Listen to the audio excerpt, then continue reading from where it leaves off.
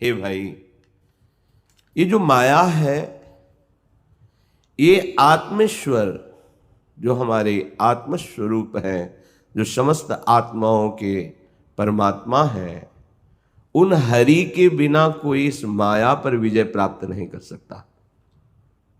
ये सबके लिए है। कोई ऐसा नहीं है जो बिना हरि शरण हुए, बिना हरि नाम जपे माया से मुक्त हो जाए। असंभव। हरिम भजन्ति ये नरा। जब तक हरि का भजन नहीं, तब तक नहीं बात बनेगी। श्री हरि का आश्रय और भजन में रुचि, ये हरि भक्तों के संग से ही होती है। जैसे माया मुक्त होने के लिए ये घोषणा है भगवान की भी और भक्तों की भी। भगवान कह रहे मामेव ए प्रपद्यन्ते माया में ताम तरंति ते, केवल मेरे चरणों का आश्रय।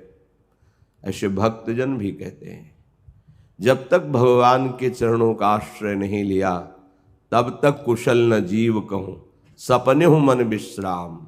जब लग भजत न राम कहूं, शोक धाम तज काम। अपार संसार समुद्र मध्य, मज्जतो किम वा शरणम किमस्ति। गुरु कृपालो कृपया वदेत, श्री विश्वेश्वर पादाम्बुज दीर्घ नौका। इस अपार संसार समुद्र में मुझ डूबते हुए को कौन बचा सकता है? बोले सदगुरु। क्योंकि सदगुरु आपको विश्वेश्वर भगवान के चरणारविंद रूपी नौका में बैठा देगा, और ये नौका सहज में ही भव समुद्र से आपको पार कर देगी।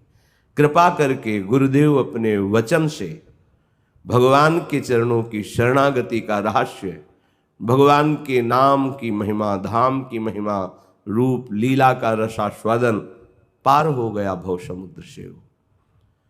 तो आत्मेश्वर भगवान श्री हरि के बिना कोई इस माया से उत्तीर्ण नहीं हो सकता। ये माया ऐसी है कि कोई कह ही नहीं पाता कि ये माया है। श्रीपाद कह रहे या सौ मायाति माया दनुसित कटाक्षांग भंगाभिराम रामाख्या कालकूटादपि विषमतमा भाति सौधीव धारा। ये माया की ऐसी चाल है कि ये समझ में नहीं आता कि ये माया है। बड़ा कपटपूर्ण व्यवहार, उसका हास्य, कटाक्ष, अंग भंगी, सुंदरता, आकर्षण, भुलावा ऐसा है कि जान ही नहीं पाते कि हम माया का चिंतन कर रहे हैं, हम माया में फंसते जा रहे हैं। ये केवल देखने में रमणीय है। बहुत ध्यान से सुनना। रामाख्यम, ये देखने में रमणीय है। अगर माया में रमण करने लगे तो कालकूट विष है, मार देगी। अब जब जहर चढ़ गया है तो अब कोई उतारने वाला मिले तो उसको समझ में आवे, नहीं तो जहर चढ़ा कुछ भी बोल रहा है, गाली दे रहा है, भगवान को दे रहा है, संतों को दे रहा है। अहंकार, विष की लहरें आ रही, काम, क्रोध, लोभ, मोह, मद, मत्सर, और जान ही नहीं पा रहा कि मैं ठगा जा रहा हूं। बड़े बड़े भयंकर अपराध इसी माया के द्वारा ग्रसित बुद्धि से होते हैं। ये देखने में रमणीय है, ऐसा लगता है कि जो मेरे हृदय की सुख मांग है, यदि ये माया मुझे भोगने को मिल जाए तो मैं तृप्ति युक्त हो जाऊं, मेरी तृप्ति हो जाए। पर नहीं, ये आपात दृष्टि है। ये तुम्हें बड़ी बड़ी विपत्तियों में फंसा देगी।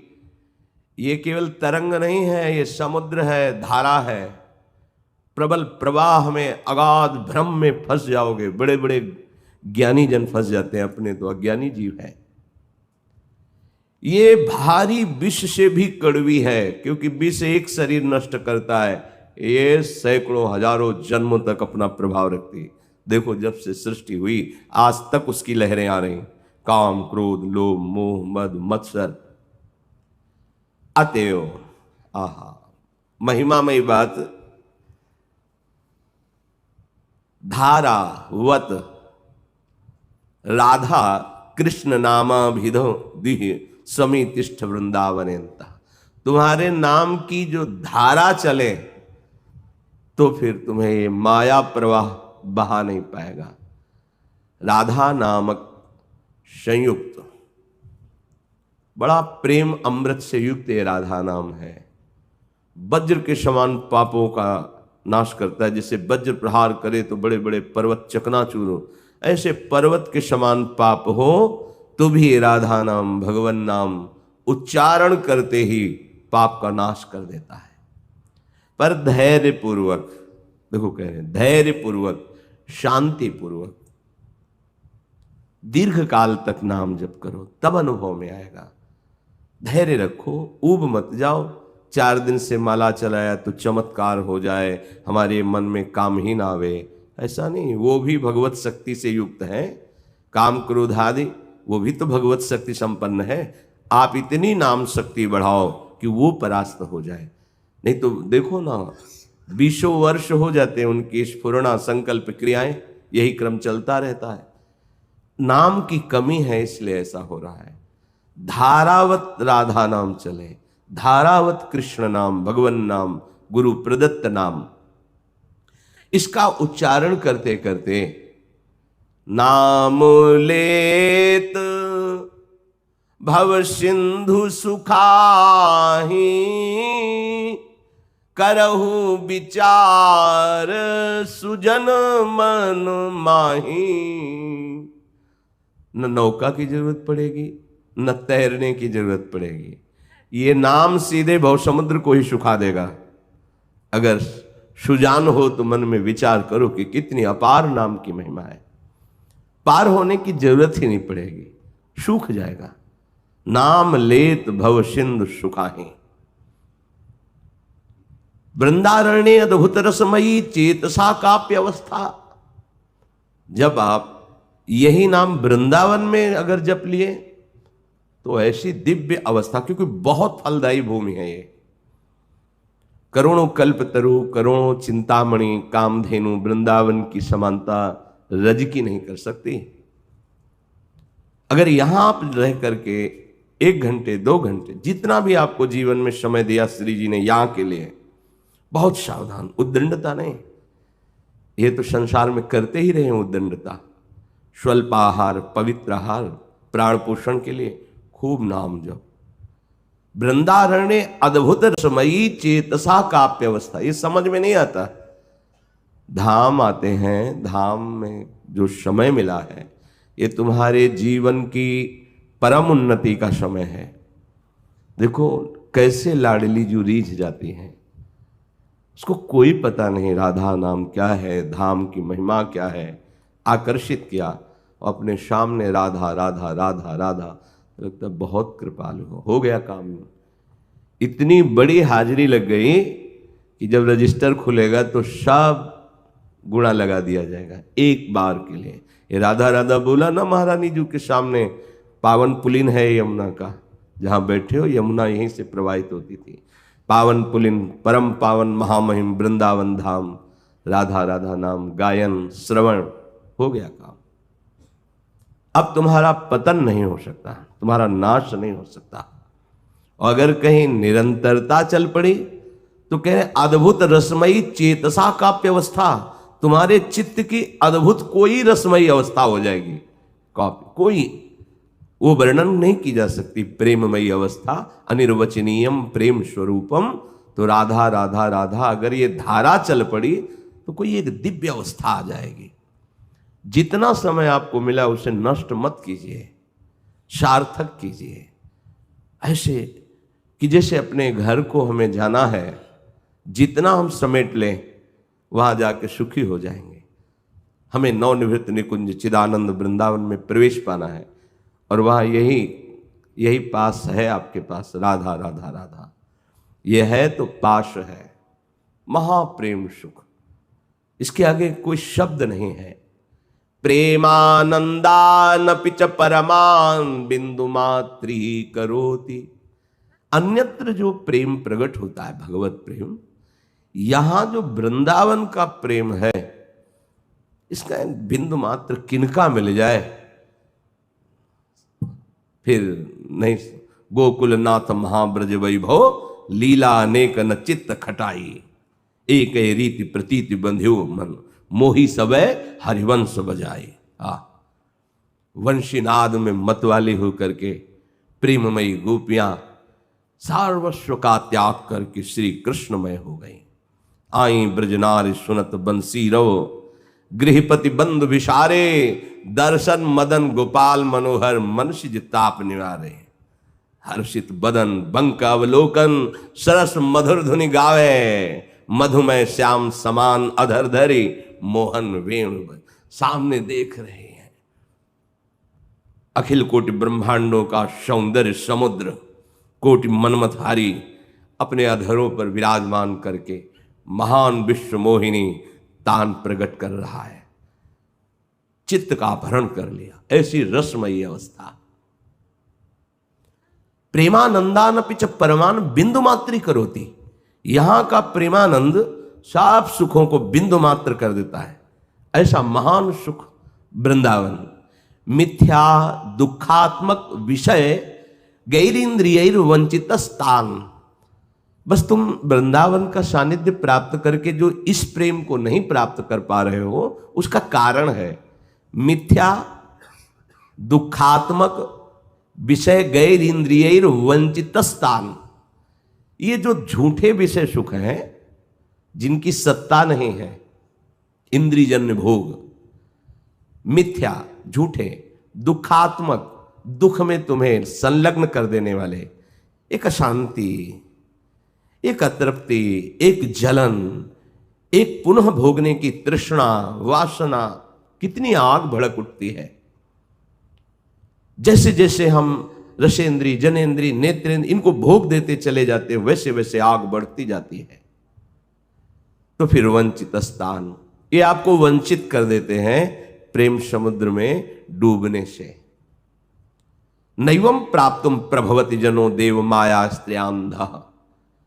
यदि तुम्हें प्राप्त भी हो जाए तो तुम मत भोगना, नहीं ठगे जाओगे। क्यों? मिथ्या दुखात्मक, देख लो झूठा है, क्योंकि कुछ हाथ नहीं लगा। अरे जिस शरीर से भोग रहे हो वही झूठा है। देखो इसकी क्या सत्ता है? जो सत्य है वो त्रिकाल सत्य रहता है। स्वप्न में जब गए तो स्थूल शरीर है भी कि नहीं, इसका भान खत्म हो गया। देखो एक ही दिन की बात तुम्हें, इसकी सत्ता, स्थूल शरीर एक सैया में पड़ा है और मानस शरीर स्वप्न शरीर से हम विचरण कर रहे हैं। तो उस समय भान नहीं होता कि कोई स्थूल शरीर भी है, और जब जगे तो स्वाप्निक शरीर को मिथ्या। अरे कुछ ही क्षण में दोनों मिथ्या हो गए, स्थूल और सूक्ष्म। और जब सुषुप्ति में गए तो स्वभाव ही लीन हुआ। पर वो इस ज्ञान के द्वारा लीन नहीं हुआ, अज्ञान तमोगुण स्थिति में लीन हुआ। यही ज्ञान अवस्था, जागृत अवस्था में जब स्थिति होती सुषुप्ति की तरह, उसे समाधि कहते हैं। कोई स्फुरणा नहीं, चेतना है, जागृति है, कोई स्फुरणा नहीं, कोई कामना नहीं। ये मनुष्य शरीर महासुख के लिए मिला है। इसकी सत्ता नहीं जिससे तुम भोग भोगना चाहते हो, इसकी सत्ता नहीं। एक ही दिन में देखो इसकी सत्ता। जागृत अवस्था में हमें लगता है मैं ये हूं, और स्वप्नावस्था में भी मैं होता हूं, पर जागृत के शरीर का विस्मरण हो जाता है। क्या इसकी सत्ता रही? जो सत्य है वो त्रिकाल सत्य है। मैं जगा, मैं सोया और मैंने ही स्वप्न देखा, वो है सत्य। मैं, वो जो मैं है तत्व, वो स्फुरित होकर अंतःकरण में तदात्म भाव करके मलिन हो गया नहीं, वही ब्रह्म स्वरूप है जो मैं स्फुरित हो। मैं आज बहुत अच्छे से सोया, किसको भान हुआ? वो मैं, वही आत्मस्वरूप जो तीनों कालों में सत्य। मैं जागा, मैं स्वप्न देखा, मैं सोया, वो जो मैं तत्व है वो सत्य है। लेकिन जो स्थूल शरीर, सूक्ष्म शरीर, कारण शरीर, तो जब शरीर ही मिथ्या है तो इससे भोगने वाले भोग कहां से सत्य हो जाएंगे? अभी अज्ञानी जुग है, मिथ्या है। हाँ मैं देखो कह रहे मिथ्या है, तो स्वप्न में भी तो तुम थे। तुम राजा बने या चोर बने या काटे गए या दुलार किया गया, जब जगे तो कुछ नहीं था ना वो शरीर था, ना काटने वाला था, ना कुछ नहीं। थोड़ी देर की बात है, था तो पूरा सत्य ही भास रहा था। स्वप्न में किसी को ऐसा लगता है क्या कि मैं स्वप्न देख रहा हूं, जितना कुछ देख रहा हूं असत्य है, ऐसा लगता है क्या? उस समय तो नहीं लगता। जब जग जाते हैं तो तुम ही कहने लगते हैं अरे वो स्वप्न था, झूठा है। ऐसे अभी सो रहे हो, जो जागृत अवस्था तुम समझ रहे हो, ये मोह निशा सब सोवनिहारा, देखे स्वप्न अनेक प्रकारा। तुम मोह के वशीभूत होकर के ऐसे स्वप्न में फंस गए हो जिसे गुरुदेव ही जगा सकते हैं। जब गुरुदेव जगाते हैं, आहा, जहां जगे तो ये संसार ही नहीं है। संसार है जे ही जाने जग जाए हेराई, जागे जथा स्वप्न भ्रम जाई।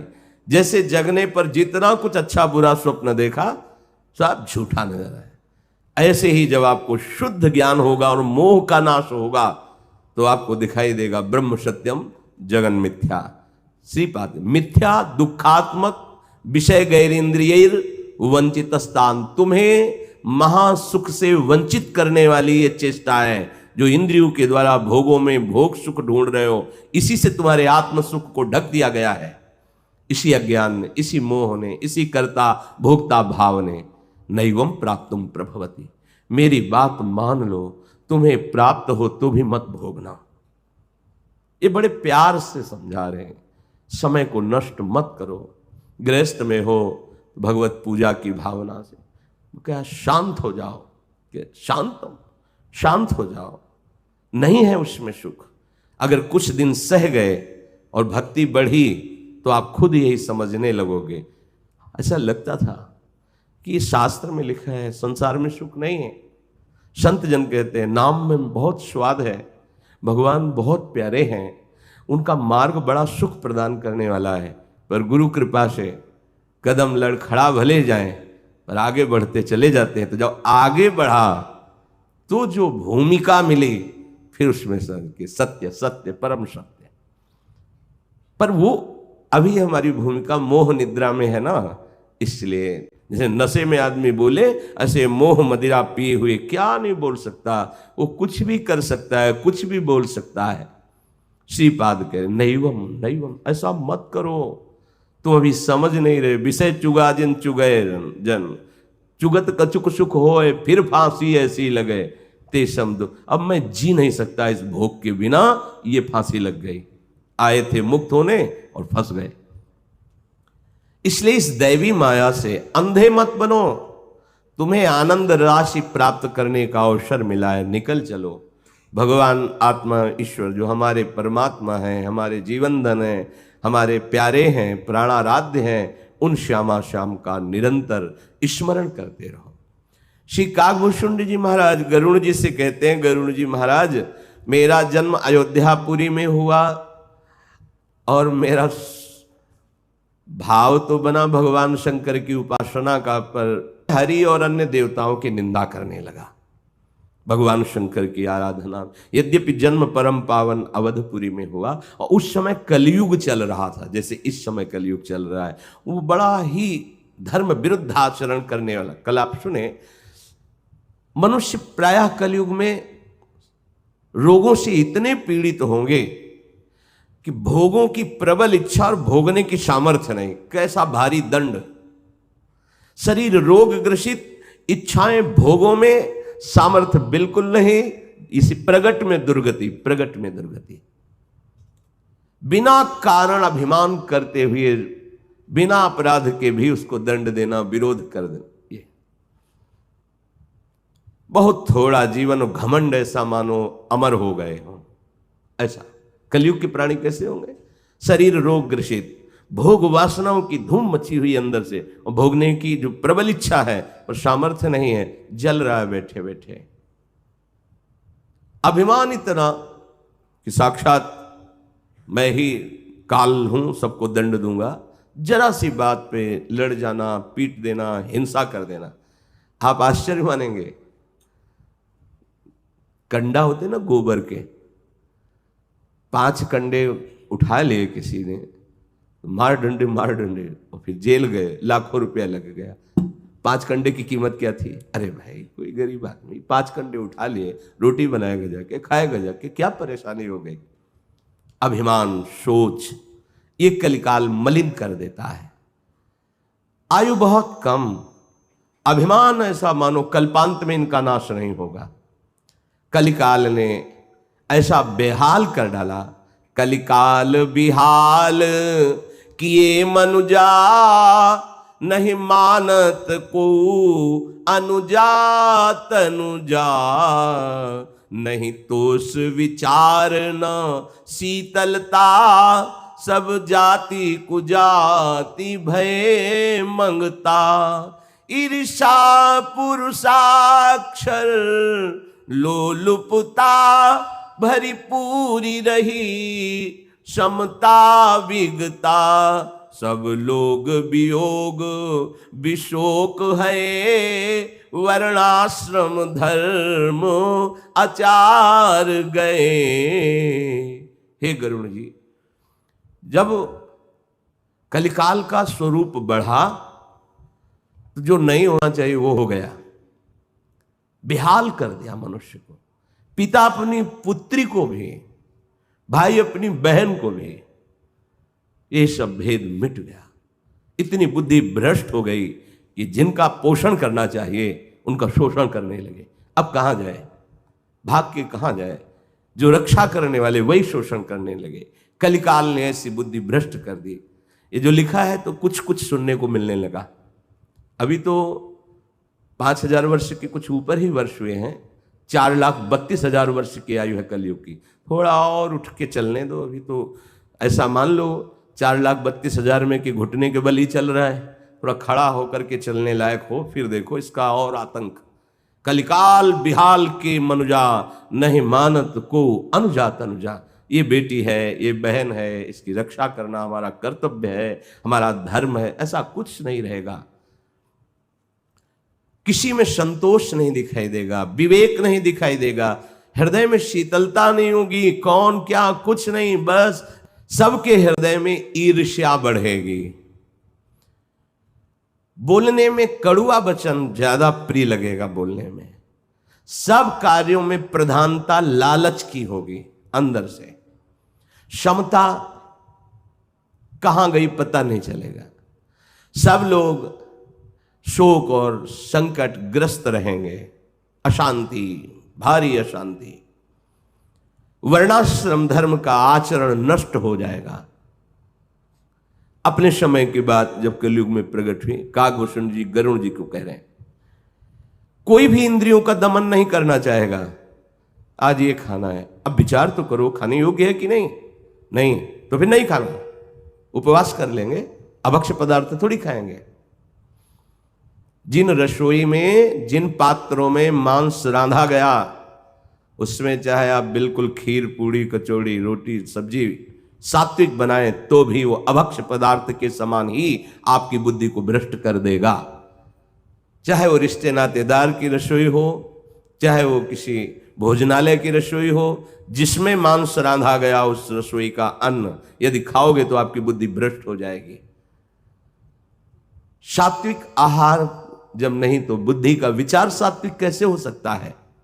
तो कोई इंद्रियों का दमन करें,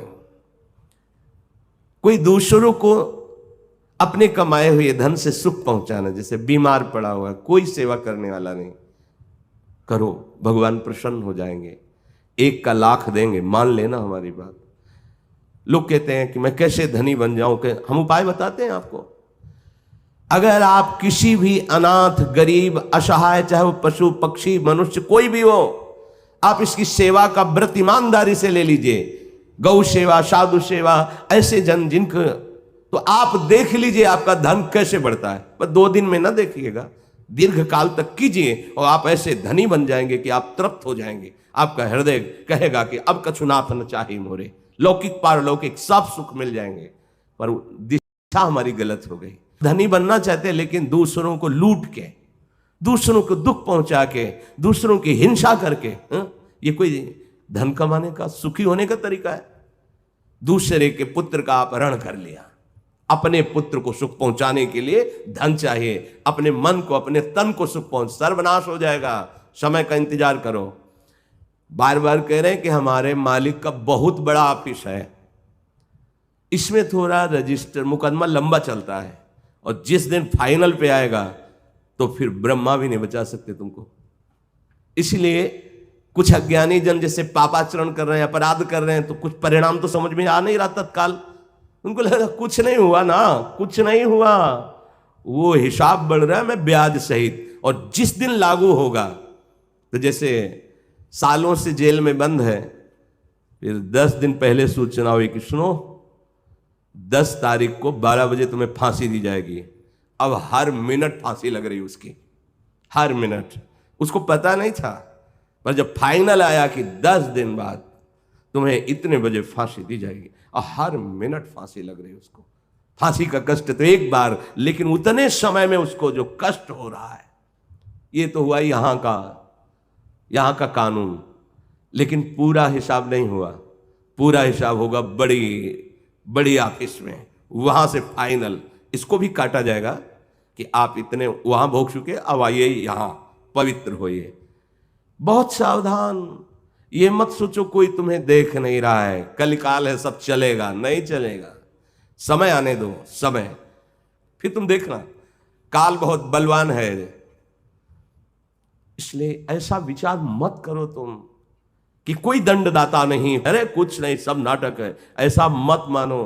क्योंकि जब आपको परिणाम आएगा, तब आप भले पवित्र आचरण करने वाले हो, उस समय क्षमा नहीं होगा, ध्यान रखना। तभी अपने लोग देख नहीं पाते, तो लगता है ये बेचारा अभी तो बच्चा ही था, ऐसा कौन सा इसने पाप किया, भगवान के यहां न्याय नहीं है, ऐसा बोलने लगते हैं। तुम तो देख रहे हो बच्चा, लेकिन वो तो देख रहे हैं ना कि बहुत पुरातन है, पोशाक नहीं पहरा दी है, लेकिन अब आ गया है समय उसको दंड देने। तो शुरू हो गया दंड विधान। अब चाहे गर्भस्थ हो, चाहे बाहर हो, चाहे जवान हो, चाहे बूढ़ा हो, जिस समय हमारे भागवती कानून के हिसाब से दंड प्रारंभ होगा, तो कोई औषधि काम नहीं करेगी, सामने से कोई अनुष्ठान काम नहीं करेगा। हाँ, उससे बड़ा अनुष्ठान हो जाए तो भले उस प्रारब्ध को रोक दे। इंद्रियों का दमन करने की बात नहीं, मान मानी आचरण, न शास्त्र का शासन, न भगवान का भय, न धर्म का भय, बस इंद्रियों को दुलार करना। हम धनी बनना चाहें, सच्ची बात कहते हैं, लौकिक पारलौकिक दोनों धन, इह परलोक सकल सुख पावत, मेरी सुभैया कृष्ण गुण संचु।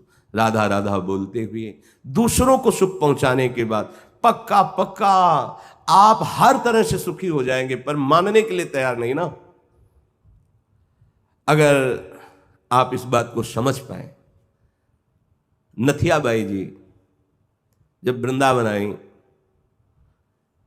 तो मांग करके मधुकरी उदर पोषण कर दी। फिर उनके मन में आया कि मैं क्या साधु सेवा कर सकती हूँ, मेरे द्वारा तो और कुछ हो नहीं सकता, तो अब मैं अपने पेट के लिए न मांग कर संतों के लिए मांगू।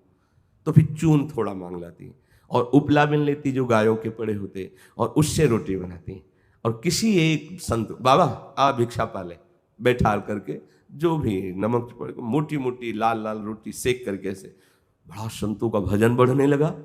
क्योंकि निष्काम भावना से पवित्र अन्न भिक्षान्न 2 आने लगे, 4 आने लगे। अब वो सुबह झोली उठा लेती, गांव से जाकर चून मांग के लाती, कंडा लकड़ी करते, और जब संत आ जाते, भैया भूख लगी, हाँ बाबा बैठो, अभी तुरंत, उस समय गैस नहीं, चूल्हा जलाती, रोटी सेकती, पवाल। धीरे धीरे गाड़ी में अन्न आने लगा, गाड़ियों में लकड़ी इकट्ठा होने लगी, सैकड़ों संत पाने लगे। तो एक दिन वो अन्न ला रही थी गाड़ी में, वर्षा का स्वरूप प्रकट। अब वो 2-3 बोरे जो अन्न रखा हो, वर्षा होती, पूरा गीला हो जाता आटा और लकड़ी, संतों की सेवा कहते होती। तो एक लालटीन लिए, एक छोटा छाता लिए और एक बड़ा छाता लिए। एक 12-14 वर्ष का, मैया ये छाता तू लगा ले, बैलगाड़ी में रखे हुए थे, और मैं रास्ता देखा।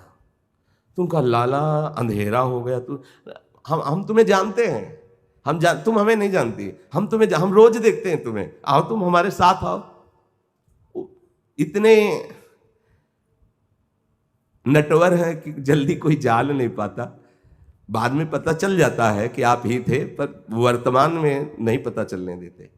मैया बार बार सोचती थी कि ये लाला इतना प्रेम क्यों करता है, एक छाता हमारे पास ले। जब कुटिया गई, वहां कुटिया तक पहुंचा लाला छाता। जब दूसरे दिन श्रृंगार में बिहारी जी के दर्शन करने गए तो उनको दिखाई दे रहा है छाता लिए लालटेन। वो कहा अरे मैं तो जान ही नहीं पाई, तू गया था। बिहारी जी तू काय के लिए? संत सेवा के लिए। सेवा कुंज के इधर अब भी उनकी कुटिया बनी हुई, पूज्य श्री नथिया भाई जी। परम धन मिल गए बिहारी जी, अन्य कोई साधना नहीं संतों की से। तुम दूसरों की सेवा की भावना करो। जब अखिल कोटि ब्रह्मांडों का ईश्वर तुम्हारी सेवा के लिए तैयार हो गया तो धन की क्या बात है। पारसमणि मिल जाए तो किलो 2 किलो सोना की क्या हो, तो पहाड़ बना सकते हो सोने का। जब अखिल कोटि ब्रह्मांडों की रचना करने वाला तुम्हारा हो गया तो तुम किस बात से अतृप्त रह सकते हो। सकल सुख पावत मेरी शुभैया कृष्ण भुगते दे न जाचहि, खुद आनंद लो, दूसरों को आनंद प्रदान करो, मांगना नहीं पड़ेगा।